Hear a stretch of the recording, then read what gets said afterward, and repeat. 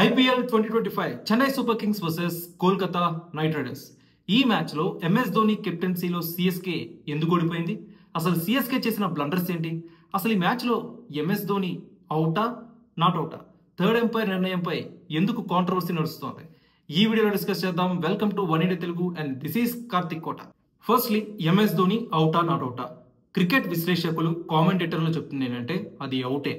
Even though స్నీకోమీటర్లో spike కనిపించినప్పటికీ bat తగిలితే ఇంకా ఎక్కువ స్పైక్, మేజర్ స్పైక్ వస్తుంది. బట్ స్నీకోమీటర్లో చాలా మైనర్ స్పైక్ కనిపిస్తుంది. మేబీ అది ఏమన్నా ఎయిర్ మర్మర్ అయి ఉండొచ్చు అని చెప్పి క్రికెట్ విశ్లేషకులు కామెంటేటర్లు అభిప్రాయపడుతున్నారు. కానీ సిఎస్కే ఫ్యాన్స్ ఏమంటున్నారు తెలుసా?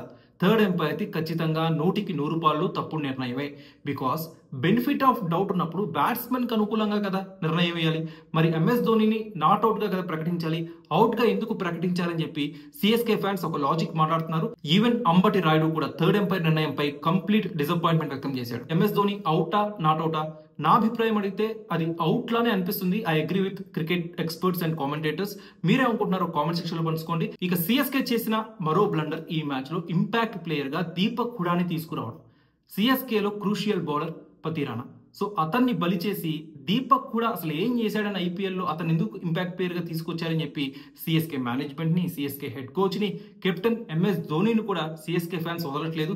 దీపక్ హుడాకి బదులుగా శ్యామ్ కరణ్ ఆర్ ఓవర్టన్ వీళ్ళలో ఎవరైనా తీసుకొచ్చినా బాగుండేది కదా. అసలు అతను ఎందుకు తీసుకొచ్చారు? వచ్చిన అతను డకౌట్ అయ్యి వెళ్ళిపోయాడు, ఏ మాత్రం కూడా కంట్రిబ్యూట్ చేయలేదు కదా క్రూషియల్ టైంలో అని చెప్పి ఇంపాక్ట్ ప్లేయర్ ని నానా మాట్లాడుతున్నారు సిఎస్కే ఫ్యాన్స్. సో సిఎస్కే ఇవాళ ఓడిపోవడానికి ఇంపాక్ట్ ప్లేయర్ గా దీపక్ హుడాని తీసుకురావడం కూడా ఒక కారణం. అండ్ సిఎస్కే ఓటమికి మరో కారణం ఏంటో తెలుసా? విజయ్ శంకర్ కి 2 లైఫ్లు వచ్చాయి.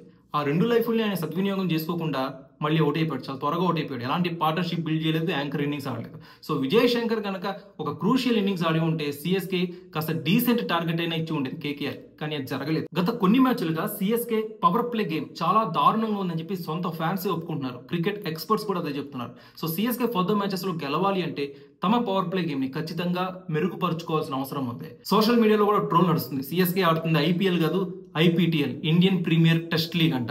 సో అలాంటి ట్రోల్స్ నడుస్తున్నాయి సిఎస్కే మీద.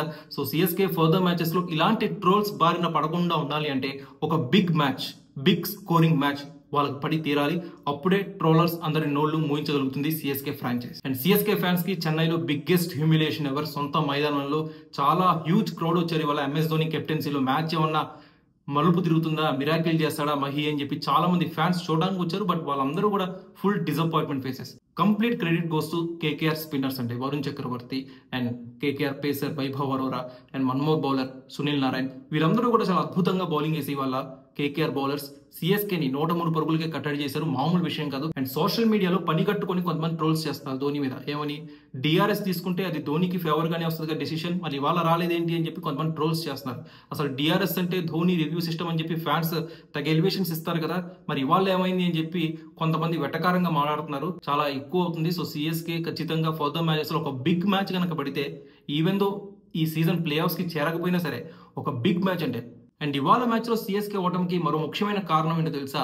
60కి పైగా డాట్ బాల్స్ ఆడింది సిఎస్కే ఇవాళ మ్యాచ్ లో. T20 క్రికెట్ లో 60 బాల్స్ కి పైగా డాట్ ఆడారంటే చాలా దారుణం కదా. సో వ్యూయర్స్, మీరేమనుకుంటున్నారు? సిఎస్కే ఫర్దర్ మ్యాచెస్ గెలవాలి అంటే జట్టులో ఎలాంటి మార్పులు చేయాలి? అసలు ఈ సీజన్ లో ప్లే ఆఫ్ అవకాశాలు సిఎస్కే ఉన్నాయా? కామెంట్ సెక్షన్ లో పంచుకోండి. Thanks for watching this video.